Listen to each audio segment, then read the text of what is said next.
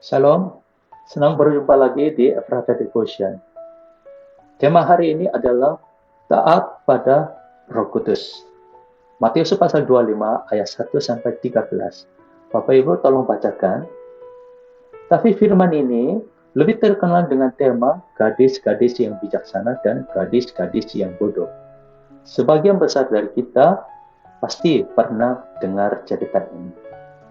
Tetapi sebenarnya cerita ini adalah perumpamaan tentang kerajaan surga. Di ayat 1 katakan, pada waktu itu hal kerajaan surga seumpama 10 gadis yang mengambil pelitanya dan pergi menyongsong mempelai laki-laki. Sekarang 10 gadis pergi untuk menyambut sang mempelai laki-laki. Tetapi hanya 5 gadis. Alkitab mencatat mereka sebagai gadis yang bijaksana. Mereka saja dapat menyambut sang mempelai laki-laki dan masuk ke dalam pesta pernikahannya dengan sukacita. Sedangkan 5 gadis lain, Alkitab mencatat mereka sebagai gadis yang bodoh, tidak bisa masuk ke dalam pestanya. Apa yang membedakan dua grup ini? Sebagian masuk, sebagian tidak bisa. Hanya dengan minyak. Minyak itu membedakan dua grup ini. Ayat ketiga. Gadis-gadis yang bodoh itu membawa pelitanya, tetapi tidak membawa minyak. Sedangkan gadis-gadis yang bijaksana itu membawa pelitanya dan juga minyak dalam buli-buli mereka. Itu di ayat 4. Jadi minyak itulah membedakan dua grup. Mereka semua, 10 gadis, semua menantikan kedatangan sang mempelai laki-laki dengan sangat merindukan. Tetapi tidak cukup hanya dengan kerinduan yang mendalam. Penantian yang lama tidak cukup hanya dengan itu. Ketika sang mempelai laki-laki itu datang, mereka dibagi dua grup. Sama seperti gandum dan lalang dibagi dua. Dibedakan pada waktu menuai. Barang siapa yang membawa menyiapkan minyak akan masuk ke dalam pesta pernikahannya dengan sukacita. Tetapi orang yang tidak membawa minyak tidak bisa masuk ke dalamnya. Bapak Ibu Saudara sekalian, kita juga sama. Sekarang kita ini semua kelihatannya sama saja. Kita semua sudah membawa pelitanya untuk menyambut sang mempelai kita, Yesus Kristus. Merindukan kedatangan Tuhan Yesus, berharap pada kerajaan surga. Kelihatannya sama-sama baik persiapan menyambut kedatangan Yesus.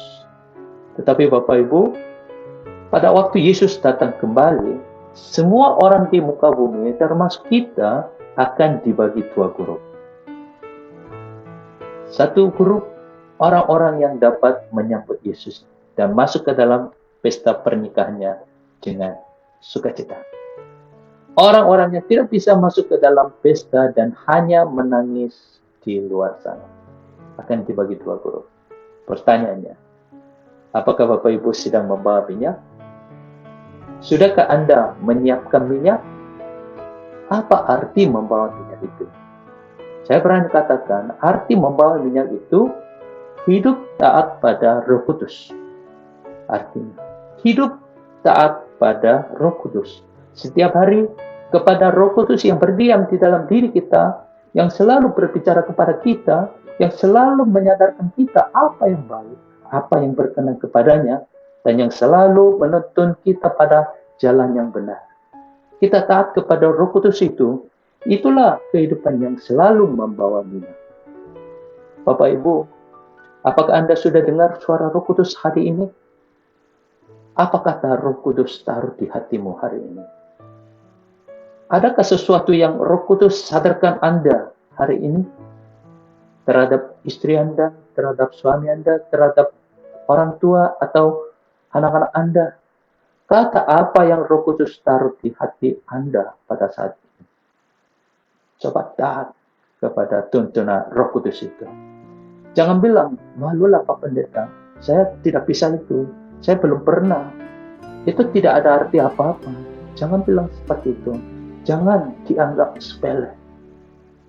Meskipun hal yang kecil, walaupun sangat sederhana, dan meskipun belum pernah, kurang terbiasa bagi kita, tetapi coba taat aja pada apa yang kita percaya bahwa itu adalah tuntunan Roh Kudus. Misalnya, jika suatu perkataan terlintas di hatimu, percaya bahwa kata itu berasal dari Roh Kudus. Kalau begitu, Anda taat aja. Anda katakan aja, Anda sampaikan aja. Jika kita merasakan Roh Kudus menyuruh kita untuk melakukan sesuatu buat istri kita, buat suami kita, anak-anak kita, keluarga kita, teman-teman kita, tetangga-tetangga kita, kita lakukan aja. Kita taat aja pada Roh Kudus dengan amin. Kalau begitu, jika Anda taat pada Roh Kudus itu, Anda pasti akan mengalami kuasa Roh Kudus yang berdahsyat melalui ketaatan yang Anda berikan. Pasti Anda mengalaminya. Pasti. Bapak Ibu Saudara sekalian, kita tidak tahu kapan Sang Mempelai itu, Yesus Kristus, datang kembali. Kita tidak tahu. Tetapi yang jelas, yang pasti terjadi adalah Dia pasti datang. Tuhan Yesus pasti datang kembali. Nanti kala kedatangannya sama seperti gadis-gadis yang bijaksana ini. Selalu membawa minyak, selalu sediakan minyak. Artinya, selalu taat pada Roh Kudus. Saya berharap Bapak Ibu Saudara sekalian taat kepada tuntunan Roh Kudus sepanjang hari ini. Oleh sebab itu, Bapak Ibu perhatikan kepada Roh Kudus dalam hal yang kecil, hal yang sepele, dan pandanglah Yesus di setiap saat. Mintalah pertolongannya.